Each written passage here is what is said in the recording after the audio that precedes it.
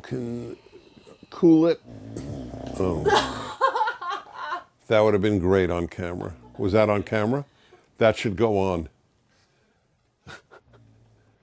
Didn't work, folks.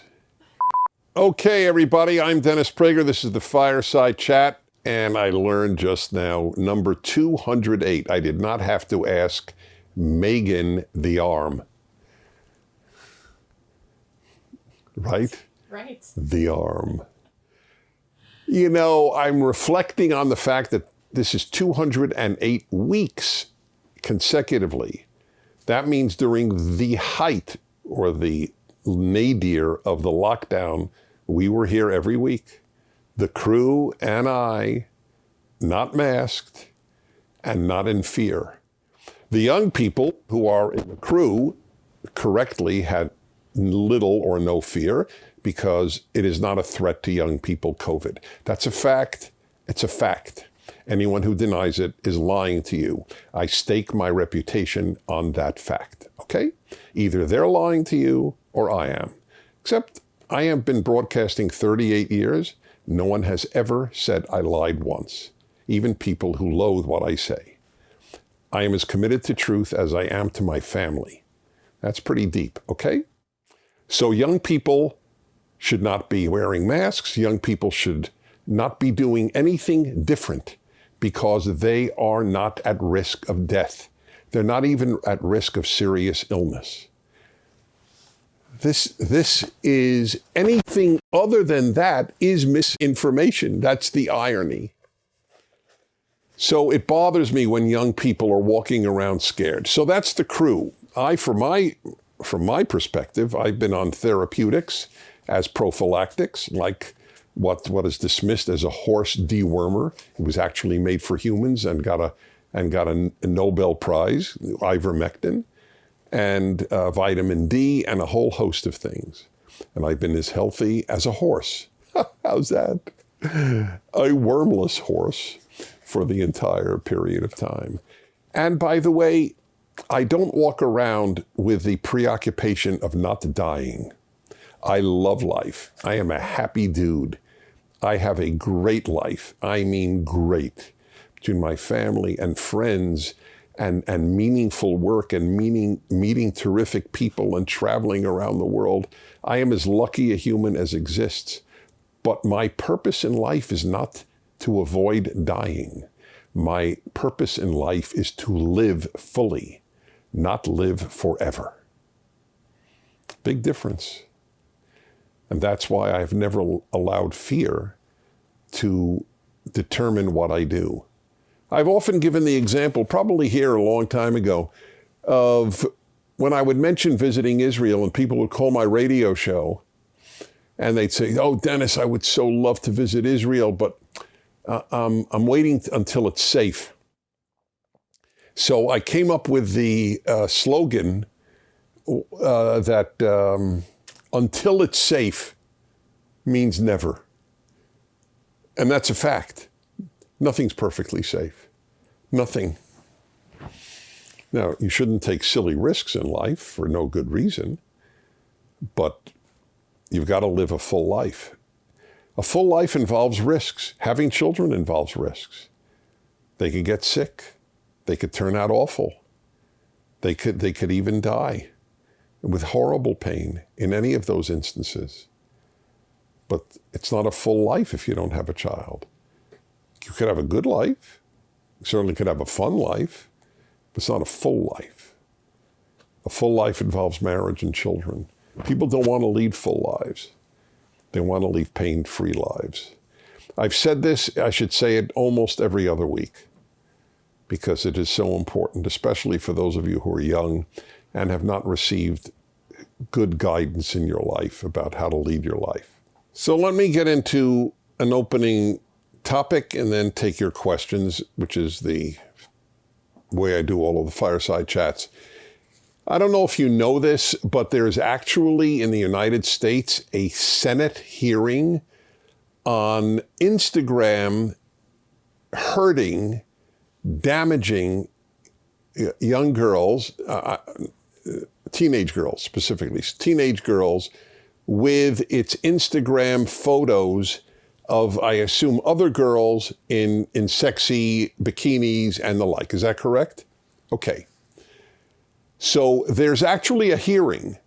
Facebook, which owns Instagram, is under pressure, I assume, to eliminate these pictures. So here is the Wall Street Journal article on it. Facebook, this is the headline, Facebook knows Instagram is toxic. Toxic. That means poisonous. For teen girls, company documents show. Its own in-depth research shows a significant teen mental health issue that Facebook plays down in public. That's the headline. Here's how it begins. About a year ago, teenager Anastasia Vlasova started seeing a therapist. She had developed an eating disorder and had a clear idea of what led to it, her time on Instagram. She joined the platform at 13 and eventually was spending 3 hours a day entranced by the seemingly perfect lives and bodies of the fitness influencers who posted on the app. Quote, when I went on Instagram, all I saw were images of chiseled bodies, perfect abs, and women doing 100 burpees in 10 minutes. Burpee is where you jump up and then do a push-up. 100 in 10 minutes? These people are not real. Take me 10 minutes to do one. Said Miss Vlasova, now 18. Okay? Among teens who reported suicidal thoughts, 13% of British users and 6% of American users traced the desire to kill themselves to Instagram, one presentation showed. Okay. Now, I'm sorry for laughing. No girl with suicidal thoughts is a laughing matter. I'm laughing at because the only alternative is to cry. So let me get this straight. Let you get this straight. Girls are watching chiseled bodies that look perfect, and may well be perfect, whatever that means, and they are getting depressed, and 6% in America are actually having suicidal thoughts. So here's a thought. Let's start with the worst, suicidal thoughts. Any girl who is thinking of suicide because she sees a girl with a better body has far more problems than better bodies. Okay, let's be honest. That girl is a troubled girl and needs help. So let's be clear about that. No one normal otherwise thinks of killing themselves because they saw a better body. And by the way, it is not new to see better bodies. People have seen better bodies since the advent of television, since the advent of movies, since the advent of advertisements. The advertisements today are downright modest compared to advertisements 40 years ago, where exactly these type of bodies in as little clothing would appear on giant billboards all over major metropolitan areas in the United States. All over. Okay? Did girls 40 years ago think of committing suicide, seeing those billboards? Nobody reported it. And if anybody said, I'm thinking of killing myself, I keep seeing billboards of perfect chiseled bodies, that would have been understood as a cry for help having nothing to do with the bodies and the billboards. All right? Let's be clear about that. So blaming chiseled bodies for suicidal thoughts is only a way of avoiding the real task of finding out what is troubling that girl. Now let's talk about the girls who are not thinking of suicide, but who are simply getting depressed over seeing better bodies.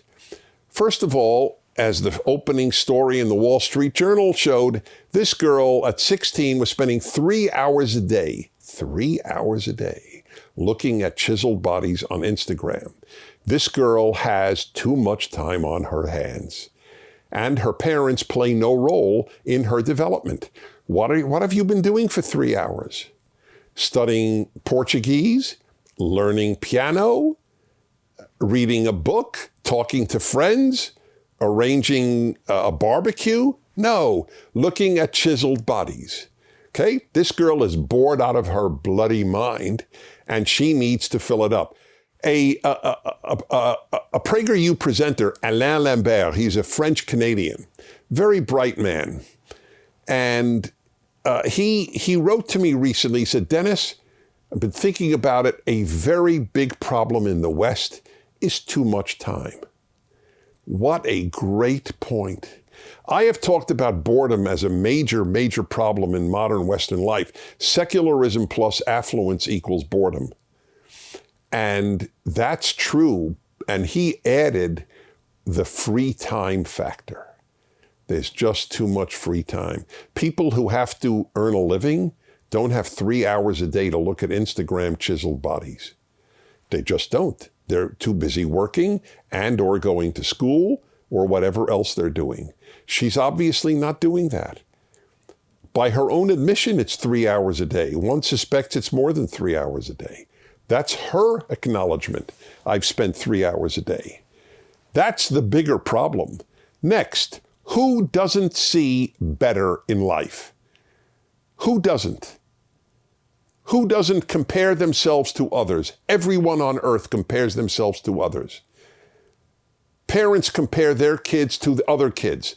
Their kid is handsomer, their kid is prettier, their kid is brighter, their kid is better manners, their kid. People do that all the time. Are they getting depressed because they saw in a park a woman with better kids, quote unquote, than her kids? What about people and spouses? You don't think that there are people who walk around thinking, wow, that guy's got a better wife than I do. She's got a better husband than I do. You know how many married people think that? A lot. Vast numbers. Is it toxic? Should we not allow people to meet the spouses of other people? Can you name one area of life where people don't feel bad about seeing something that they think is better than they have? So we're having a Senate hearing on Facebook. I can't stand Facebook. They're cancel culture chiefs. They shut down people they differ with. But in this case, I defend them. Why is it their business to prevent good-looking bodies from appearing on Instagram? Then you have to, there's nothing left. There is no arena. I played piano when I was a kid. I really, really wanted to be a classical pianist. And then I awakened one day and realized I don't have the talent to be a classical pianist. So when I heard great piano players, I realized I felt bad. I'll never play piano like they do. Was I suicidal? No, what I decided was I won't go into piano. That was it. I'm not going to be piano. I'll still play piano.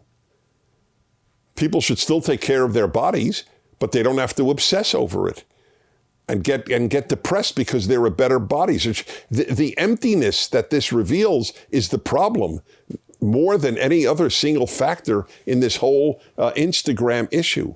Name me an area of life where people don't think somebody's better. Kid wants to be a basketball player or a baseball player, and then at a certain age he realized, I'll never make a major league team. There is no area of life that people don't feel bad because somebody has it better. I have one, I admit there is one I have. I envy guys who have their own jets. I would like to be able to fly anywhere I want, just driving my car up to the plane, going there and coming back the same night instead of having to sleep another night on the road. Doesn't depress me. I'm very grateful for the fact that I am giving speeches and that people want to hear what I have to say instead of, oh God, is that guy lucky he has his own private jet? We're having congressional hearings. All this does, here's the irony, is make these girls weaker. I thought feminism was to make girls strong. You're not strong if you get depressed over seeing a better body.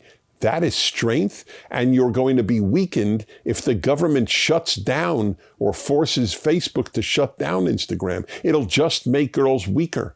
Oh, I have a problem. We'll shut down the issue. I won't work on me to be strong. I'll have the government shut down something so that I don't have to even reflect on what bothers me. This whole thing is very unhealthy, to say the very least. Parents, strengthen your daughters. Don't go, oh, darling, I so feel for you. When you look at those pictures, you must feel so awful about yourself. It's not the right approach. Okay, is that clear? We're producing very unhappy, very weak people. And weakness is another inevitable route or route to unhappiness. Okie doke. Question time on video. Hey Dennis, my name's Zane. I'm 17 years old. I'm from Minnesota. And my question is, how important do you think trade school is? And should most high schoolers consider it, or even college students? Okay, thank you, Zane. Good one. We have a video up at PragerU on this very subject, by the way, on trade schools. Trade school is a terrific way to learn a trade. Having a trade is a terrific way to make a living. Let me ask you something. What is more valuable to society? A professor of gender studies with a PhD, no less, or a welder?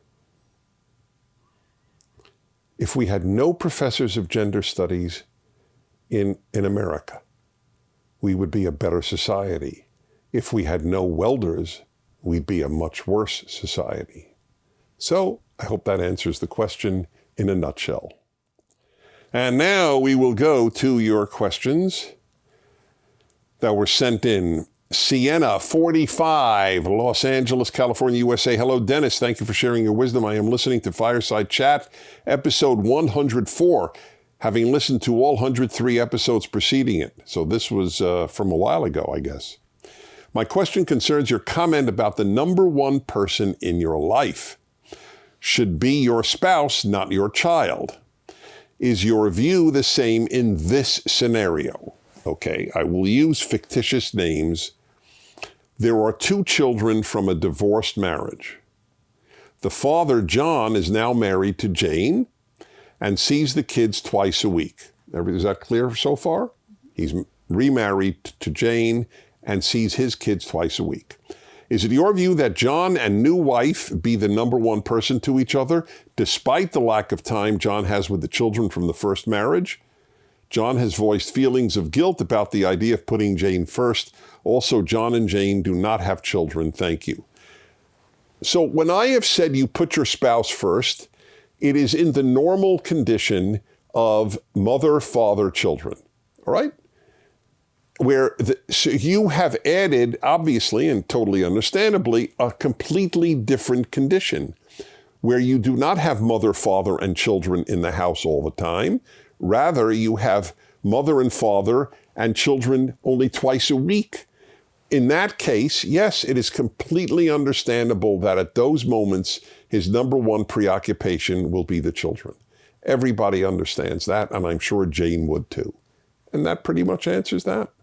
But as a general rule, there is nothing better for children than seeing a mother and father love each other. It is more important even than how much love they show the child. Children want security and guidance and guardrails more than they want just statements and effusions of love. Rebecca, 22, Cannon City. Where's Cannon City? California as well? Usually no. Hello, Mr. Dennis Prager. I just want to tell you how much I love watching your Fireside Chats. Thank you. My question for you is, what is your favorite Bible verse that inspires you and gives you hope? Well, you see, this is a great example of a question that asks a few questions. My favorite Bible verse may not be the same as the one that inspires me and gives me hope. Okay, just for the record. My favorite Bible verse is, those of you who love God must hate evil. That's my favorite. If you don't hate evil, you don't love God. I love it. I'm crazy about it. I hate evil. I do. People gratuitously hurting other people is really something I hate. I've always hated it. I used to beat up bullies. My father was called to school very often. I was always the tallest in the class, so I could do it. And I did it. I don't like evil. I hate it. And that's my favorite verse because it renders love of God and hatred of evil as synonymous. What gives me hope? The whole Bible. So I don't have one verse for hope. I hope that there is a good God, and the Bible depicts a good God. A universe without a God or without a good God is a universe of despair. Okay. Olivia, 15, Detroit, Michigan. Hello, Dennis. Can you talk about good things in moderation? I know you lift weights, and as an athlete, sometimes I overload and get injured during workouts. Then I get better and the whole process starts again. What are effective ways to find balance in sports and in other parts of life? Have a good day. Thanks. The answer to almost all these questions is follow your mind, not your heart, not your passions, not your feelings. Follow your mind. Your mind tells you the following weight is the one my body can support. That's what I will lift. The following is the number of repetitions I can engage in without hurting myself. That's what I will do.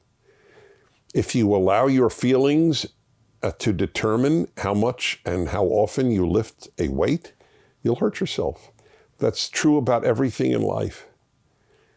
So that's why I'm a big believer in being mind-guided, not heart-guided in life. It's worked out well for me.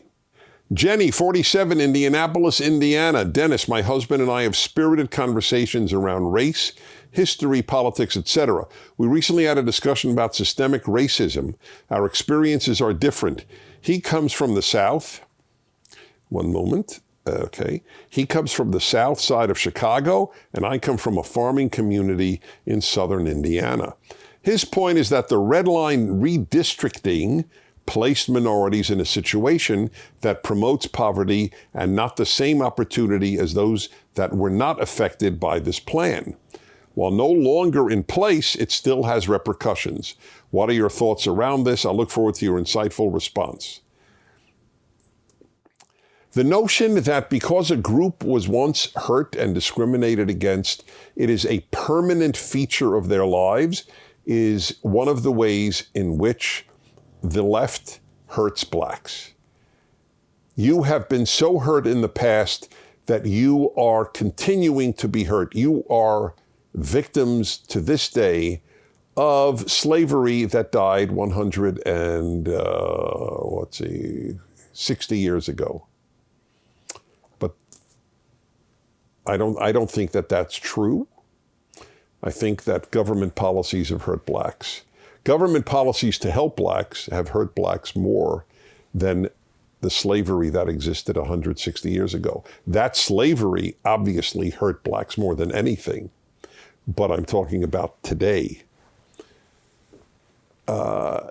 Jews went through the Holocaust, and Jews who survived the Holocaust, which is very few Jews in Europe, they started a new life. They didn't dwell on what had happened to them. Many of them, nearly every member of their family was murdered. And they went on to build a life. They did have PTSD. They did have horrible effects in most cases, but they built a family, they built a career.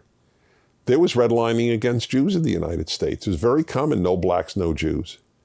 Very common to see those in rental signs or in country clubs or in other places. And thank God for Jews, they didn't dwell on this. They just took the opportunities that were given to them once those barriers were broken.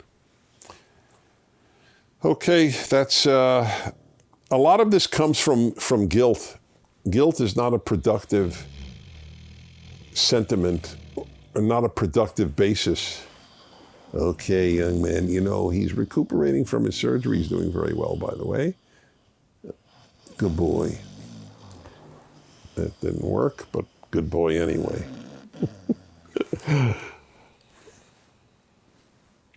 People can't let these things stop them, and guilt cannot be a motivator of rational behavior.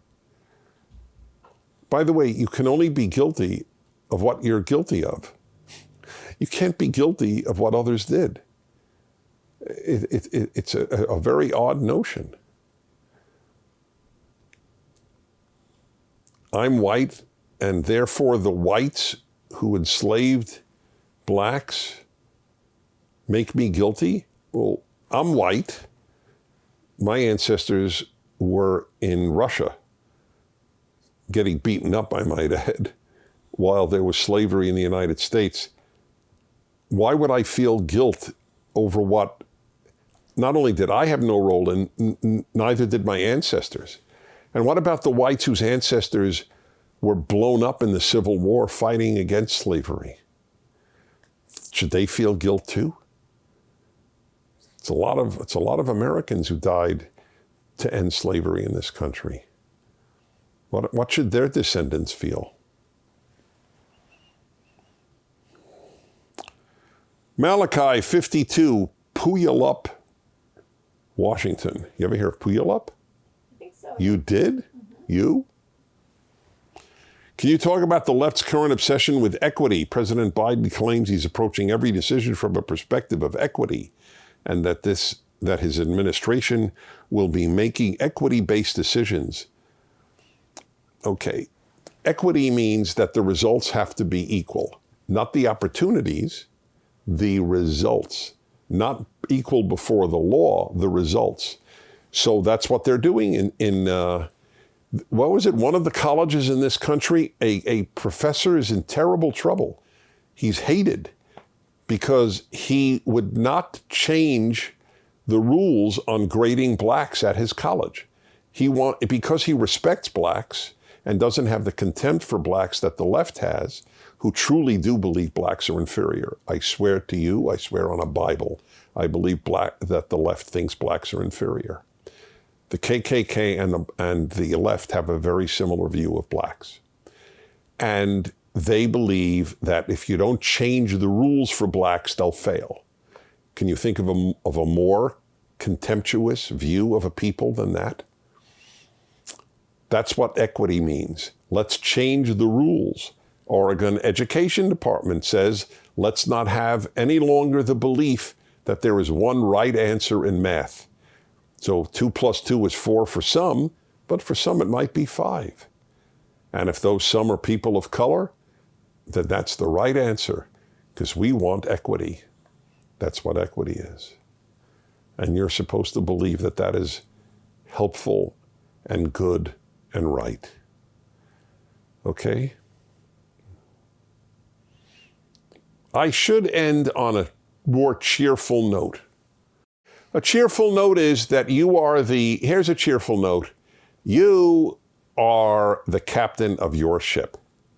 And the day you know that, whether you're black, white, yellow, red, a combination, or something else, the day you know you are the captain of your ship, you will become a happy human being. And if your ship encounters an iceberg, let's hope that you have good lifeboats.